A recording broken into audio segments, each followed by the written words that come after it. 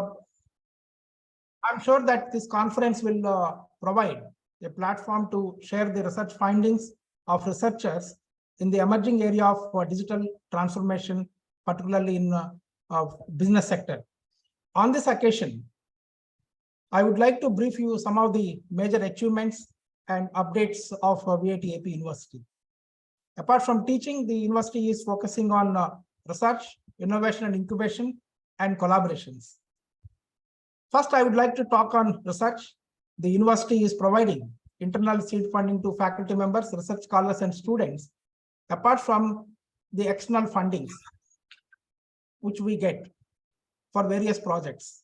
In the academic year 22-23, the university is providing seed grants for 38 projects, which with the internal grants, our faculty and research scholars and students are doing several projects which are required for the campus needs, also for the societal needs. And with internal and external fundings and with various projects, the publications have gone up significantly. We have published 1,039 papers in the Scopus Index journals since our inception in 2017. Out of 1,039, 254 publications in year 2021 and 514 publications in 2022. In 2022, the publications have increased by 100%, and year on year, the publications are increasing by 100%. That is really great thing what our faculty and research scholars and students are doing. And with these efforts, we are #1 in the country under emerging universities category to publish these many papers in a single year. In the year 2023, also, we are expecting 100% increase. That is 1,000 papers. The target is big, but I'm confident that we'll be able to achieve this target with the great commitment and hard work of our faculty, research scholars, and students. Another area of our focus is innovation and incubation. The faculty members and research scholars and students are given opportunity to file the patents for their innovative ideas and projects. The expenditure for filing the patents is completely taken care by the university. The total patents published since our inception are 205. In the academic year 2021, we published 93. Out of this 205, we published in 2021 93, and in 2022, we published 86 patents, and around 133 patent applications are under review. Like paper publications, in the patent publications also, we are #1 in the country under emerging universities category. We are establishing the state-of-the-art innovation and incubation facility in 15,000 square feet area. We have launched 12 startups this year, and we are looking forward to have more startups in coming years. And also, we are encouraging our alumni to take up the space in our incubation facility. We also signed MOUs with some of the leading industries like IKP Knowledge Park, IBS Global, Andhra Pradesh Innovation Society, and TIE as the innovation and incubation eco partners. Apart from this, we have signed several MOUs with industries for certifications, joint research, placements and training, and so on. The prominent collaborations are with the Intel Corporation and Boston IT Solutions UK. As part of these collaborations, we are establishing centers of excellence in AI and robotics, IoT, and cybersecurity.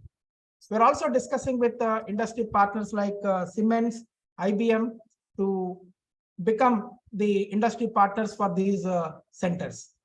We're also discussing with international universities like Binghamton University, Santa Clara University, USA, then Swinburne University, Australia, to be the knowledge partners for these centers. With all these efforts, VIT-AP University ranked #1 among the emerging state private universities in India in Outlook ranking 2022. This achievement would have not been possible without the hard work, commitment of all faculty, staff members, research scholars, students, and other stakeholders. Before I conclude, I would like to commend the efforts of Dr. Usha Sheshadri, convener for this conference, and Dr. Raghavendra, Associate Dean VSB, and entire team of VSB to organize this international conference successfully. Thank you, and I wish you all the very best. Thank you. Thank you, Honorable Vice Chancellor, sir. As we always call you VC, with very vibrant and very creative VC. Thank you so much for bringing the numbers so big for us. Now, may I invite a guest of honor, Mr. Prashant Mohan, sir, who is joining us all the way from Australia with 9 p.m. at his desk. We thank you so much, Prashant, sir. Just for the viewers, sir is not just in fintech, financial services, technology services, and fintech, and also very good vivid reader and a speaker. Over to you, Prashant, sir. Thank you so much for the opportunity, Samuel, and the entire university, particularly to my dear friend, Dr. Usha and Dr. Raghavendra, for giving me this opportunity. It's really an honor to be able to address this really august audience. So I thought I would just talk more generally about the idea of digital transformation in the field of business sustainability. And before we get into that, there's a lot of technical aspects to the whole topic, but I thought I'll give a flavor of a little bit of my own little story on how I've landed where I am. So it's kind of like I like to tell the story of Life of Pi. I don't know if you've seen the movie or read the book. So my own professional story is much like that of Life of Pi. My safe home was in engineering and maths, which is what I studied at university when I went to BITS Pilani. It was extremely safe for me to continue on that. So, like most good boys from engineering backgrounds, I took up a job in Infosys in the telecom software space. Then I moved to Philips in consumer electronics, where I worked very closely with product management. I was based in Bangalore at that time. And, I started visiting our product manager in Leuven in Belgium. And so that's where my real love for consumer marketing itself started. And I said, okay, I need to somehow find my way to get to this space. So like Dr. Usha mentioned, I went on to do an MBA from INSEAD, which is a business school in France and Singapore.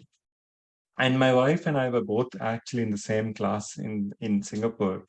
And that's how one of the big banks from Australia called Westpac came recruiting on campus. So that was supposed to be a two-year project of, living in another country and experiencing life outside. But, 15 years down, I'm still here.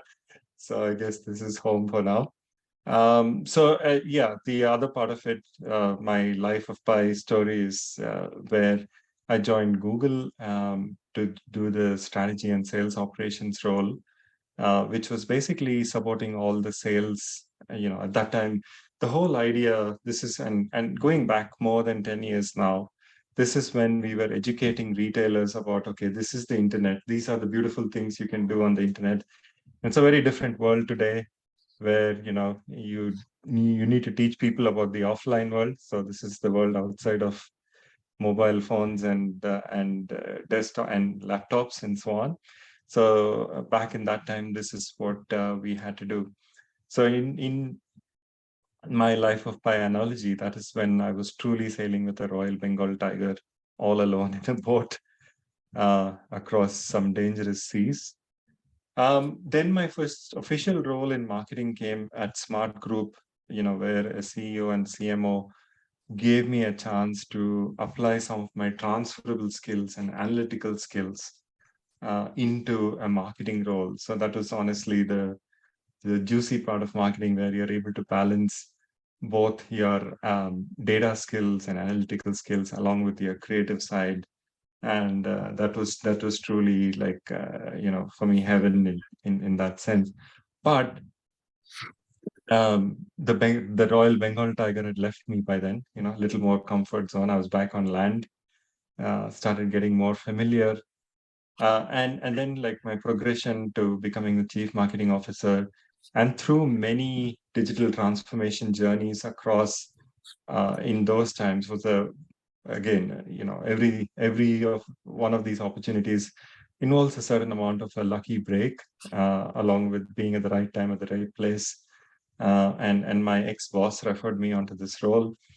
So that's kind of like a brief journey of uh, what I had to do as part of my whole career. Now, specifically related to the topic of digital transformation, the one common theme I've seen across many of these transformation journeys is when people start looking at digital transformation as a business enabler, we think of tools, we think of technology, we think of, all kinds of fancy things. This technology is going to solve X and Y problem for us. The latest buzz on the internet, of course, I'm sure no one's missed the buzz of ChatGPT, for example. But in reality, none of these business transformations are about technology. In my experience, it's always been about people. And every organization, every company, and I'm sure even in the academic world, you might find there is this existing set of incentives drive one set of outcomes.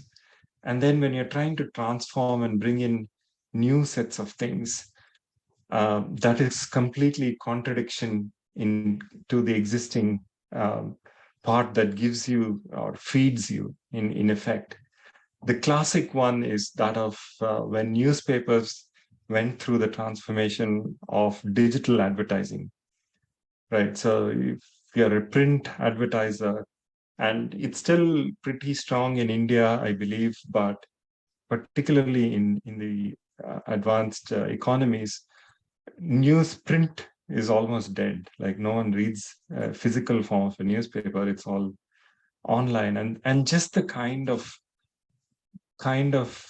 incentives that news organizations went through at that period is you have to disrupt yourself, and you have to disrupt yourself, and it's not intuitive.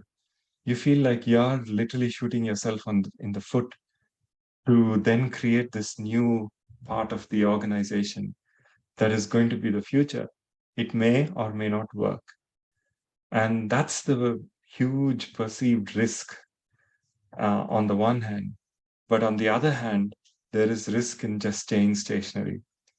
We don't need to repeat the stories of Kodak. Kodak actually had a digital camera division way before anyone else. But, it's the incentive that looks into the organizations and says, why will we kill this film business? It's insane to think that, hey, this is ever going to go out of business.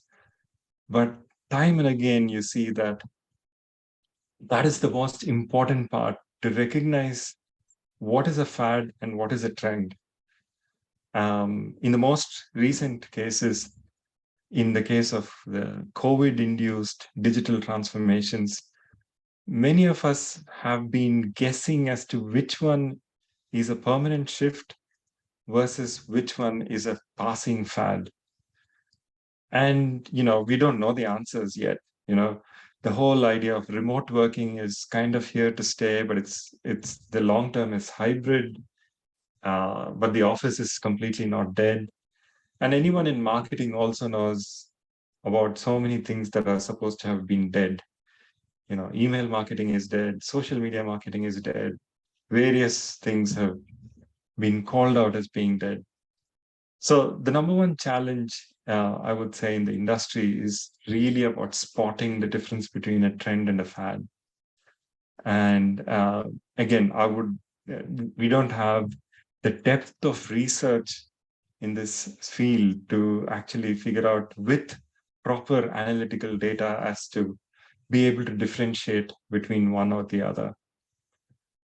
The other sort of skills that, that are in the world of business transformation and digital transformation itself is actually to bring in that idea of experimentation and just giving things a go.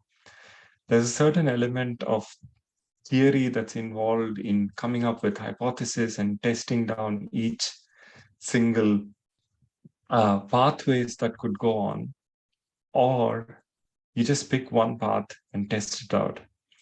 And in a lot of like the world I come from, right, from Google and all the other financial and digital organizations that we've been part of, that idea of experimentation is really, really important. So yeah, I think in terms of, I know I might be taking up a lot of time, so I would say like my two key takeaways would be that digital transformation is not a technology play, it's much more a culture and people play. The second thing is from a strategic level, the ability to spot a trend versus a fad is a really critical part that a business leader needs to be able to identify. And in terms of, other areas of study that need to be given a lot more thought, and which ties in really well with this conference. It's extremely fantastic to see that you are tying in all the spheres of and disciplines of life, right from the OB side of things. Organizational behavior is so important. Otherwise, like, you lose things in isolation. Nothing happens in isolation. We give way too much credit for superheroes. There's only one Elon Musk, but most other things, there are so many billions of other innovations that are going on without superheroes, which involves a team, which involves an entire organization. And that is all about people. And we kind of, in technical fields, we kind of undervalue the part that involves influencing and getting people along the journey, and overvalue technical skills. Whereas in real life, it's all about bringing people on the journey. And the more, and I'm sure in academia as well, you would experience the whole idea of, rejection is a very common thread. You submit a certain idea, it may or may not get accepted.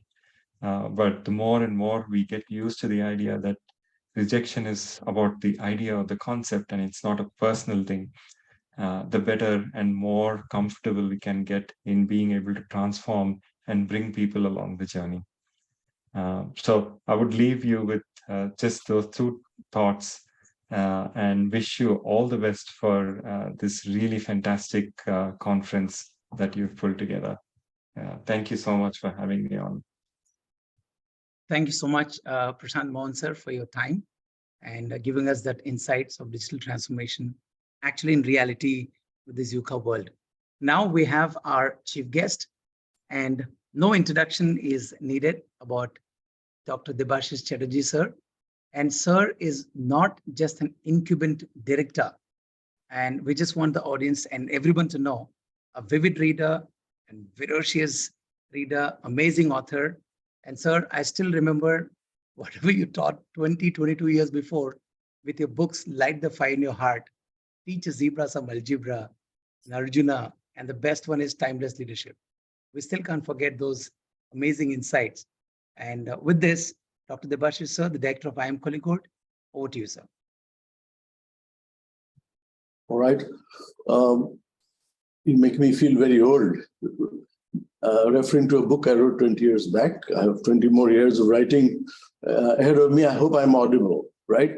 Yes. Dr. G. Vishwanathan, older than me and more accomplished than I would ever be, founder, chancellor, the very charismatic leader and the soul of the IT. I've known about him, and I can tell you that if he's behind an enterprise, what you see in the backdrop of his sitting there is his work, but a minuscule part of his huge work, contribution to the nation. I'm delighted that I'm here with him and sharing the same frame.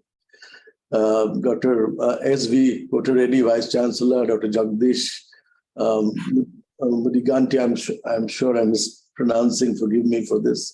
Jagdish Mudiganti, Registrar, Dr. Usha Seshadri, who of course needs an introduction, seems like everybody knows her, but she's the reason why I'm here. Her persistence in getting me here is the reason I'm here, hanging out on a Friday. This is Friday, right? Okay. Raghavendra, Associate Dean, and of course, Mr. Prashant Mohan, who gave such an insightful idea of what it is. But I have to start with disagreeing with you on several counts, because academics always fight with each other. That's fairly well known. So I know this is not I read this book in 2001 when I was at the Harvard Kennedy School, written by a professor, and his book said, "Digitize or Die," 2001. And I recognize that, this is barking up the wrong tree, because this is not going to be a digital revolution at all. This will be a cognitive revolution, if anything, because we talk of revolution only in terms of technology, because it's a super heavy weight on our shoulders, because we don't understand. Technology is something which you don't understand. That is what is technology. Today, a smartphone, which everybody understands, is not technology anymore. So fundamentally, my assumption is that the transition from the carbon brain to the silicon brain, from the world of AI to IA, intelligence augmented as opposed to artificial intelligence. Now we are looking at a very, very different world of transition.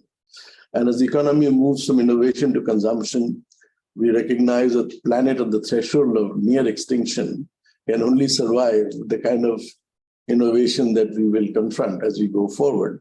So businesses have to rethink as to how they make decisions. This is primarily the driver of what you might call the digital revolution. So how do I make a decision differently from how I used to make it earlier? And so, for instance, I'll just give you an example. IBM is using visual analytics and AI/MI models to detect and isolate plastic in the water recycling process. They have used a lot of IoT and digital technologies to build a digital twin of the port of Rotterdam that is helping decarbonize port operations. Now you can see, fundamental to the way enterprise decides to deploy technology is to solve those problems that are adaptive in nature, not technical in nature. We know a problem exists for a long time and it is out there. And another problem is the problem where the solution lies inside the problem itself, not outside it. So technology doesn't solve the problem, but the deployment of technology in the manner that it decisively shift behavior is going to be the important criteria for this revolution to take shape, if it does. So we are seeing the clear evidence from our research and client engagement of sustainability, driving innovation and adoption of new and emerging technologies such as AI, hybrid cloud, IT, blockchain, and quantum computing. It is estimated that the value unlocked by artificial intelligence in helping design our waste of food and keeping products and materials in use and regenerating natural systems could be up to $127 billion a year by 2030. So you can essentially see that what is called digitization is nothing but unlocking value that is locked up in archaic processes and systems. And so what is this value unlocking all about is that the fundamental question here is that the way businesses are shaped, the 19th and 20th century business is shaped, they're built on the paradigm of non-sustainability. You can see the very paradigm is not sustainable. What is that paradigm? The paradigm is that stakeholder model is what will sustain business going forward. The father of stakeholder theory, who I met in Boston, he said, I'm abandoning my theory because stakeholders don't determine how businesses are going to be run in the next 50 years. So the entire theory is under question. Why would McDonald's advertise its supply chain and not its hamburgers? Have you ever thought of that? Now we are seeing mindless digitization, and the most non-sustainable aspect of business of tomorrow will be digitization, because the digital waste has to be taken care of because of the mindlessness, which we have a research paper that's coming out of our campus that says, now please stop this mindless digitization, because the amount of waste that you're leaving behind, it will be much greater than plastics. That's as far as we can see. So I would like you to exercise a little bit of caution before you go headlong on the technology bandwagon. And Prashant has already sounded a little bit of a warning, but I'm telling you, it's not a warning. It's a siren from my end. Lenovo is trying out a consortium of companies to reuse and recycle end-of-life IT equipment, which strengthens the circular economy of the curbs waste. So look at, why would Lenovo be interested in this? Because all of a sudden, Lenovo will realize that in 25 years down the line, if they continue to do what they're doing today, their board will be in jail because of unsustainable practices. The company will be closed down. the carpet maker, the number one carpet maker in the country. I met this gentleman in a conference and he said, look, if I continue to dig up the earth to make carpets the way I did, I would be behind bars, because they'll soon find out that I have made this business at the cost of social and environmental sort of degradation. And so if you look at the fact that the business schools that sort of mimic business as usual perpetuate this unsustainable model, the way we deal with. So business schools classes that teach about sustainability sit chalk and block next to a class that is talking to the students about stakeholder theory and non-sustainable practices. Two classes side by side. There's no coherence between two classes. So one professor goes hammer and tongs on ethics and sustainability. The other one is adding to the burden of non-sustainable practices in the same school into adjacent classrooms. Now, have you ever seen that anywhere? So it's just a kind of add-on fad that we are touching upon right now, although this problem is much more serious. And so we look at a narrow worldview of the MBA, the average MBA, because that's what my trade is. You can see the MBA syndrome comes from my experience at the Harvard, an unsuccessful attempt to publish one of my papers at the Harvard Business Review. Who do I meet as the editorial board? I meet a person whose name is Susie Whitelofer, currently the wife of the great Jack Welch, and she was the editor of the HBR. And she looks at my paper on Indian wisdom and its application for the world. And she says, oh, this is a fascinating paper, but I can't publish it because my managers in HBR will ask this question, so what? So what? Right? So this is the paradigm of materiality. I said, for God's sake, isn't there a question called so when, so why? So what? So why should I not talk about something that you're going to hit in the future? In another 20 years down the line, this question I'm raising today will be relevant. This article is for the future. But anyway, that was an ineffective argument. So what we are doing is we are mismeasuring MBA outcomes. What is a typical outcome that we measure today in a typical business school? How would a student measure which school they go into? They will look at their annual fees as opposed to the amount of money that they'll get in the first year of a job. That ratio determines whether an outcome is good or not. So we are clearly mismeasuring MBA outcome in terms of income. So outcome is determined by how much will I earn as opposed to how much we'll pay. And all the rating agencies of the world. Your vice chancellor will shudder to think when you go out in the global rating format. Now we have gone into all the three crowns, and their rating is largely based on this. The increase in income over the years. So maybe can this be an outcome of a graduate of the 21st century? So we have to rethink many of the paradigms coming from the United States and their, and other places that are completely unsustainable in not only the way they mismeasure MBA outcomes, but also in the way they influence business school practices. So in 2001, digitization will cross the geographical barrier, and we are saying that the first is grown segment in terms of our economy. I mean, and it is everywhere. Yesterday, Satya Nadella met our Prime Minister. The picture was right there. And I was wondering, I went to Seattle. Satya Nadella's personal life, affected by his son's illness, is now moving towards what you might describe as compassion, not cognition. And I'm going to now hit on another issue of a business school. I'll take a little more time, Usha, if you permit me, and if the Chancellor it is okay with you. Because, you've asked an academic so you have to suffer him for a little while. Sustainability is about revisiting our dharma of business and business schools. And we have to move from this fierce competitive frenzy to what we have all the time understood as the way of the world, which is collaboration. Now, the word that defines sustainability is a Latin word that comes from sustinere. It means to hold.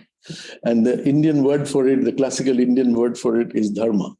Now, you may say I'm propagating a right-wing ideology. That's certainly not my aim here. I'm simply saying dharma is the holding power of business. So it is the purpose that sets the agenda for not just enterprise, but for education. Purpose is a far more sustainable way of achieving what you call targets or goals. And we don't recognize that. Now, I'll draw your attention to a student who looks at why he should choose the first job, on what basis he should choose the first job out of campus. And he would say, well, whosoever gives me the most money, I will go there. Then we interviewed a bunch of students. I said, how many students feel that they will go take the first job based on salary given? 7.75 out of 10 said they would choose the first job based purely on money. And we asked them, how many of you decided to join the MBA on your own, and how many of you are influenced by peer group and parents? 70% said they came there because they're influenced by somebody else. They had no intention of doing an MBA. Then they were asked a question, how many of them would buy a car because it was fashionable to buy, so not because they wanted it, needed it for, or wanted it for locomotion? You know, majority said that they would buy a car because of the status it provides. Now you can see non-sustainability is built into the very fabric of how business school is run. You'd buy a car for no rhyme or reason. You'd chase a job only because of the money component, and you'd want to do an MBA because others are doing it, right? So imagine the rationale. And I'm not sharing data from any school. I'm sharing data from the IM system. So I can tell you this is what's happening at the apex level of decision making, right? And so if I am going to ask this question, why collaboration? Why would the competitive frenzy not be sustainable in the business school context in the first place? I would ask a question, why would Sony and Philips, who are absolutely competitors in the battlefield called corporation, would be fierce collaborators? Why would IKEA tie up with P&G to produce less water-intensive cotton? Why would they want to do that unless this was a business case? And so if you look at the business school context, we started a course called Money, and we asked 24 professors to come together to teach it. It was a major chaos because they did not know how would they approach this issue of money, how would money be created, how would it be distributed. But it sure gave us a serious view of how isolated we are in terms of we feel so helpless in solving a problem that we could solve together that we're trying to solve alone. For instance, if I were to tell you as an MBA school, you could be a pioneer, Viswanathan sir, if you are listening, this is something very important. Don't disclose the individual scores of students unless the class average improves. Now, you know what this will do? This will tie up the individual performance with the class performance. Because essentially a corporation is just like that. You are not looking at a solo performer at the cost of the organization. But you try to apply this in the current system, you will know how difficult it is to use sustainable practices, even in corporations, right? I'm going to take up only two more themes. One is the ability to look at how to sustain something that is genuinely needed is a function of soft power.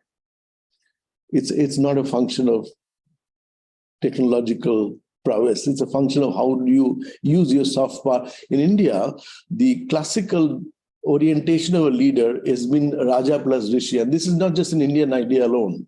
The sage king has been around in Greek civilization and multiple civilizations.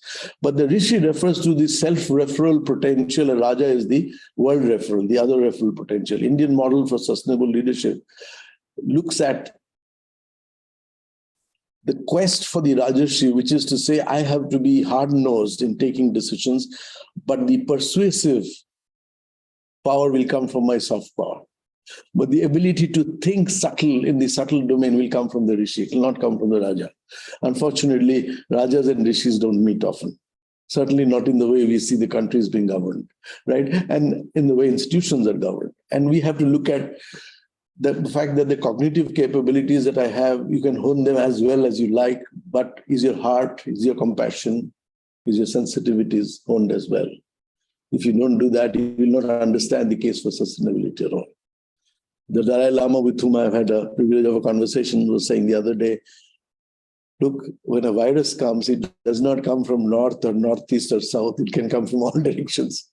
So the only antidote to the virus is to collaborate, is to come together, is to have compassion for even the virus, because which virus would want to die without living a full life? So in England, I know some British schools, universities are teaching students as to how to think like a virus, so you can prevent catching one, right? So the fundamental notions of what is sustainable is going to change very, very quickly. Lastly, and this is going to be my last insight, which is you have to design your institutions for reflection. I can see a lot of beautiful greenery in the backdrop of where I'm sitting is a Gurukul, is my actual classroom that I've designed for a lot of people to see. And all our conversations that are not part of mainstream management school conversation happens in the Gurukul just behind me. It's a real classroom with vertical trees, and you can see low cushions so that we'll talk at the eye level, professors and students. There are there's some green grass and there's plenty of light, and there's a high ceiling, very high ceiling. And so if you come here, you will see the Gurukul. What are we doing in Gurukul is essentially we are creating a vision where the world, where the vision of Vedanta, which said the world appears as I'm in the world and the world is outside of me, but actually I am not in the world is in me. This is the vision of Vedanta. This is also the vision of a responsibility that I take, that I am the world. Because what I do today impacts the world as a whole. What I decide to do today has the potential, thanks to technology, has the potential to a big idea in IIM Kozhikode can influence the world. We had a vision called 2047. The Prime Minister himself took the vision to every district. But the idea came from this campus, trust me. Right? 2% CSR thing, when Salman Khushid was the corporate governance minister, he came here in our campus. He reflected on what could be done. And that was an idea that was born out of our campus. So that vision that says that I could actually, by virtue of my intent, influence the world is going to be a very important intent. And then therefore, what I'm saying is that what would be that self-sustaining universe that would be sustained not because the world has to be repaired like a machine, but the world has to be reimagined like an artist would. And how would that world be? And I'm going to reproduce a conversation from the Gita, who all of you know, it's a long conversation of 700 verses, but I'm going to reduce that to just 1 or 2 sentences. This is Krishna talking about himself to Arjuna. He says, look, Arjuna, you're trying to figure out who I am. He said, among immovable things, I am the Himalayas. Among immovable things, I am the Himalayas. Among secrets, I am the silence. Among secrets, I am the silence. But among immovable things, I am the Himalayas. So look at one aspect of it, that I am the peak of capability. The other says that I am absolutely, utterly silent, because silence is the language of a self-sustaining universe. Silence is the language of efficiency. Silence is the language of transformation. I'll give you 2 examples and we'll finish here. Which is the best car in the world? Wherever I went to look for the best car, I was in Japan with the Suzuki Motor Company. So the best cars made the least sound, noise. They're working very efficiently. And then I realized, how does a sunflower behave when the sun rises?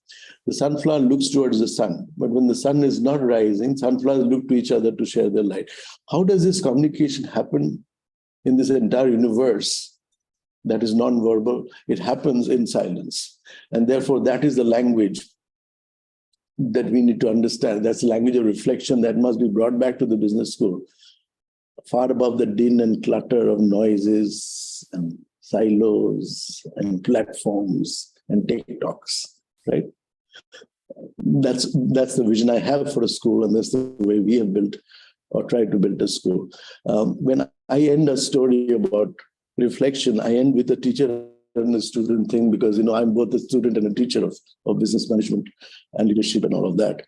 So this teacher and a student are competing to get the best award for the best artist of the kingdom. And the king says, I can give only one person the award. Both the teacher and the student are absolute top class artists. So how do I decide? So their supporter says, sir, the teacher gets it. And then the other supporter says, the student gets it. The king said, okay, let's have a competition. I'll separate this room with a separator, and the teacher will paint on one side on the white wall, the student will paint on the other side. They'll not look at each other. After 7 days, the jury is going to come, and then they will decide. Comparing the two parallelly, they would decide which is the best work of art. And accordingly, the artist of the kingdom would be chosen. So they continue to paint independent of each other. After 7 days, jury comes, they look at the student's work of art, and it's a fabulous painting on the wall. Something that is so breathtaking. The jury is almost swayed to give him the award, and his supporters are shouting. The king says, no, we still have to see the teacher's, the guru's painting before we come to a conclusion. So they remove the separator, look at the guru's painting, and they see that it's equally brilliant and resplendent with more dimensions. But most interestingly, that guru's painting is identical to the student's painting, except that there's some more features, some more lighting effects. So they asked the teacher, how the hell did you know what your student is going to paint? He said, I know he's one of the greatest because he's my student. So I did not paint anything at all. I simply polished my wall until it could reflect anything that he painted. And in that, I recognize that I would appreciate his work of art. This is the missing piece in the competitive world. If I'm not right, you can reflect on that. If I'm right, then you might want to take up this insight for future growth. Thank you so much for your time, and I apologize for overstepping my time, but teachers are teachers. You have to forgive them. These acts of indiscretion. Over to you. Thank you. Dr. Debashish Chatterjee.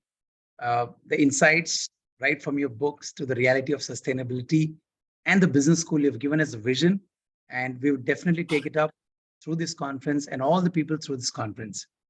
And now, may I request the team to please play the entire annual proceeding.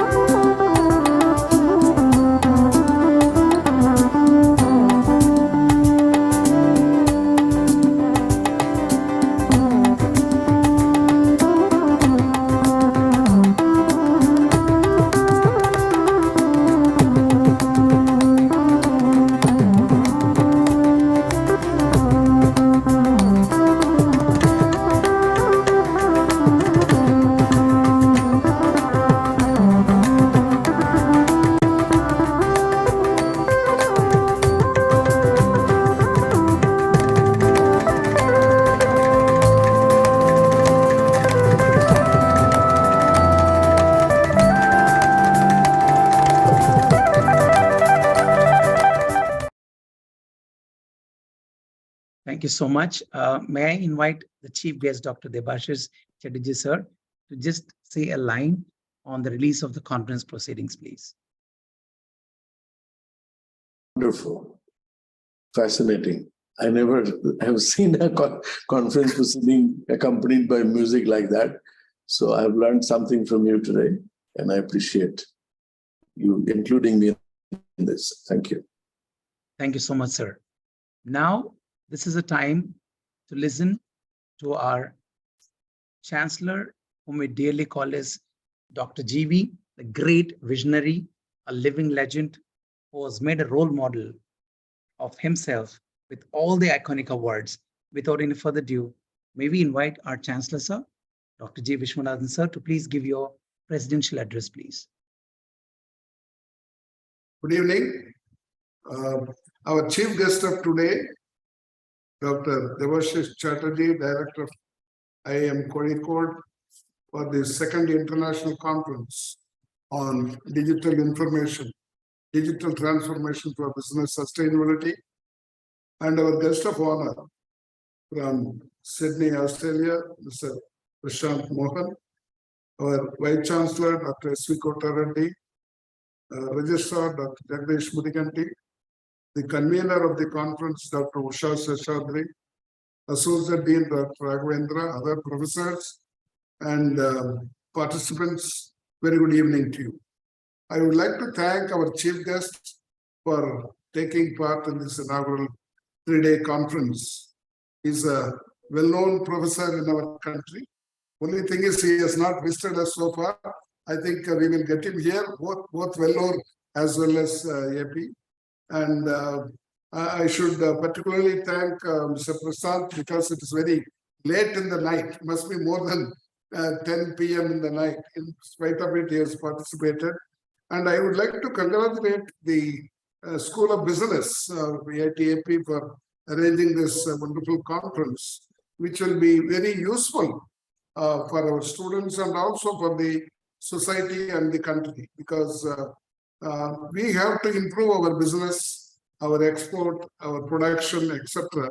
And this will be contributing, especially the presence of Mr. Chatterjee and Prashant will give an importance to the subject, because I never studied management. I was always worried that I didn't study management or business.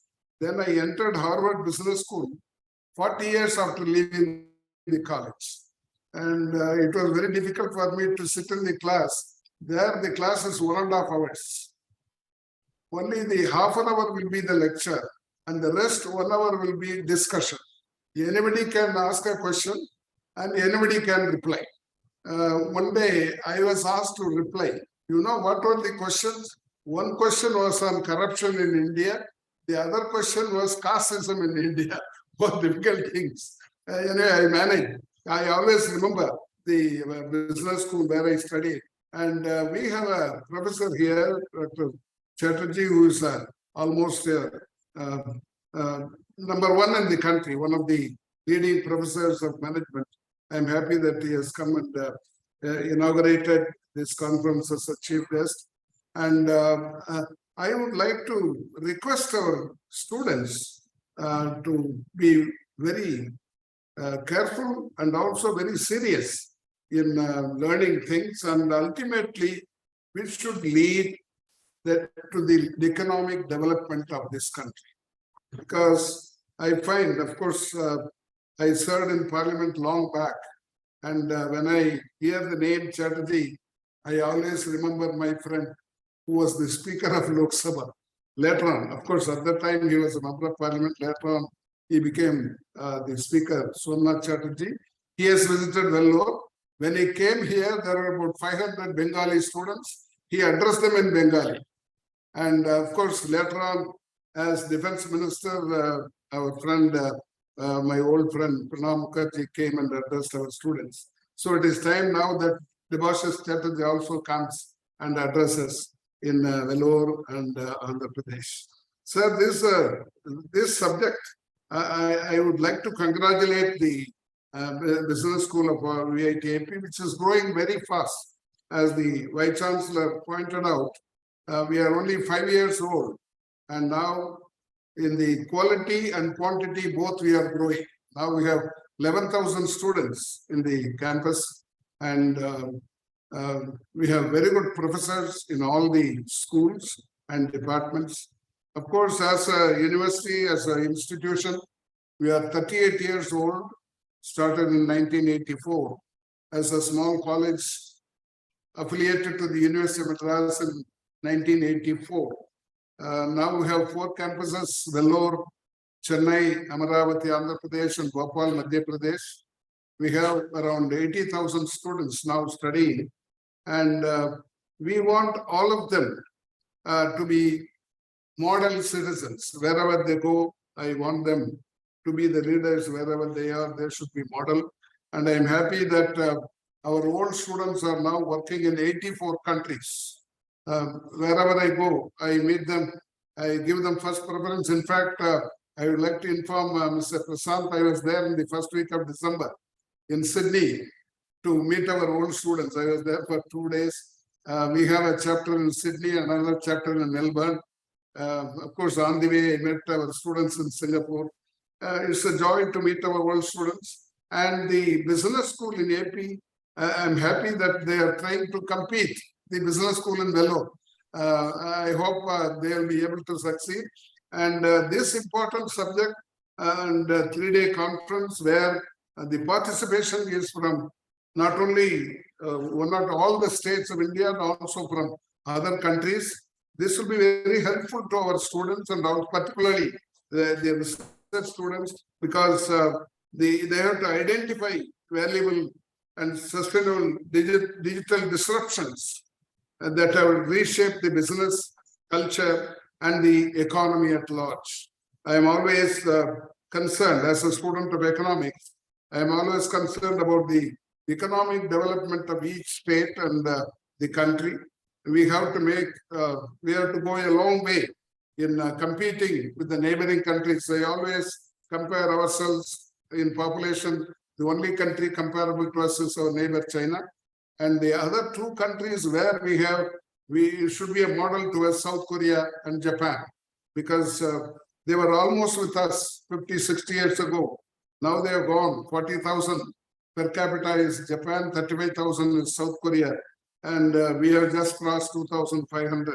It is the students who are doing business now. I think they are going to be the managers of the entire country, whether it's private sector or government sector. And they have to learn from our seniors and also work hard so that they will be able to compete with the advanced countries. Once we should also become an advanced country. Our per capita should reach more than $10,000. That's what we are aiming at. I hope it will be possible. Now we have a very good leadership, and with this, we will be able to achieve.